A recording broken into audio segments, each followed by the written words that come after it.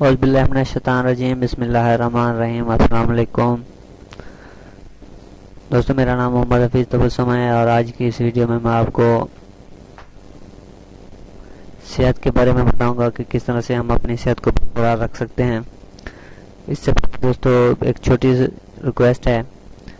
اگر آپ چاہتے ہیں کہ میری تمام ویڈیو آپ تک پہنچیں تو میرے اس چینل کو سبسکرائب کریں اور میری ویڈیوز کو لائک اور شیئر ضرور کریں تاکہ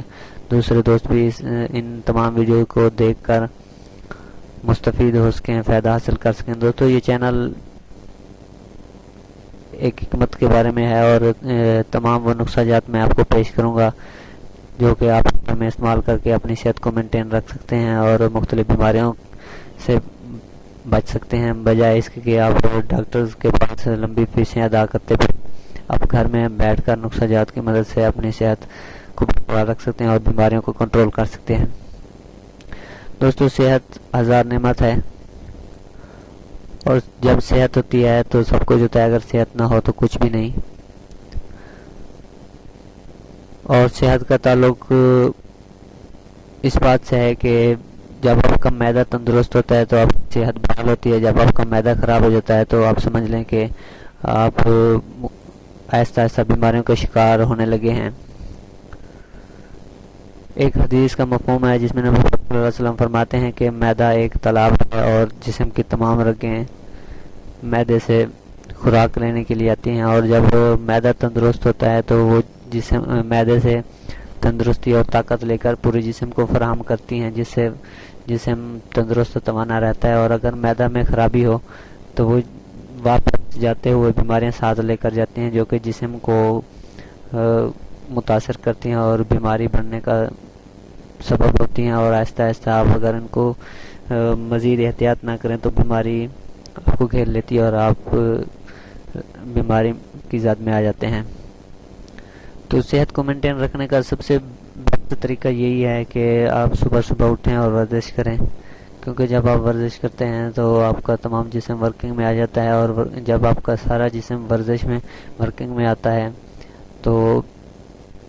خون کی روانی اور گردش بڑھ جاتی ہے، جس کی وجہ سے آپ کا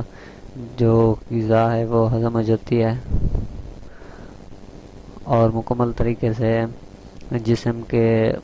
ان اجزاء کو طاقت پہنچتی ہے جو کہ جسم میں بخوبی کام کرتے ہیں۔ دوسرا طریقہ یہ ہے کہ آپ اپنی صحت کو بطور غذا مینٹین کریں، آپ ایسی غذائیں کھائیں، ایسی خوراک کھائیں جو کہ صحت کے لیے اچھی ہوں اور بہت ہی کم مقدار میں کھائیں، کیونکہ جتنا زیادہ معدہ خالی ہوگا اتنا زیادہ کام کرے گا، اتنا تندرست و توانا ہوگا، اور جب معدہ تندرست و توانا ہوگا تو آپ کی صحت برقرار رہے گی۔ جب ہم کوئی غذا کھاتے ہیں تو وہ جب معدے میں جاتی ہے تو معدہ اس کو ہضم کرنے کی کوشش کرتا ہے، اور اگر ہم تھوڑی غذا کھائیں تو معدہ اس کو جلد ہضم کر کے آنتوں میں پہنچا دیتا ہے، اور اس غذا سے جگر خون کی بڑھوتری کرتا ہے اور خون تمام جسم میں دل کے ذریعے سے پہنچایا جاتا ہے۔ اور اگر ہم اتنی زیادہ خوراک کھا لیں کہ معدے میں جگہ ہی نہ بچے تو آپ اس کا بخوبی اندازہ لگا سکتے ہیں کہ کس طرح سے معدہ متاثر ہوگا، اور جب معدہ اس کو ٹھیک طریقے سے ہضم نہیں کر سکے گا تو وہ جو ہے نا بیماری کا سبب اور آنتوں میں کیڑوں کا سبب بنتی ہے غذا،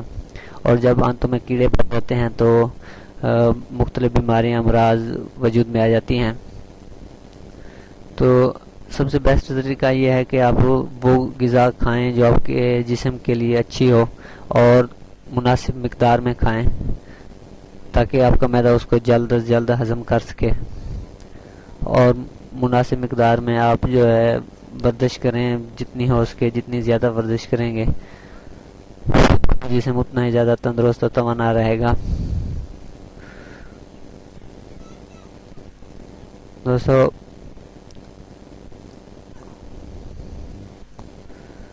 صحت کی صحتیابی اور جسم کی قوت مدافعت کا راز معدے میں چھپا ہوتا ہے۔ جب تک آپ کا معدہ تندرست ہے آپ صحت مند ہیں، جب آپ کا معدہ کمزور ہو گیا آپ بیماریوں میں مبتلا ہو جاتے ہیں۔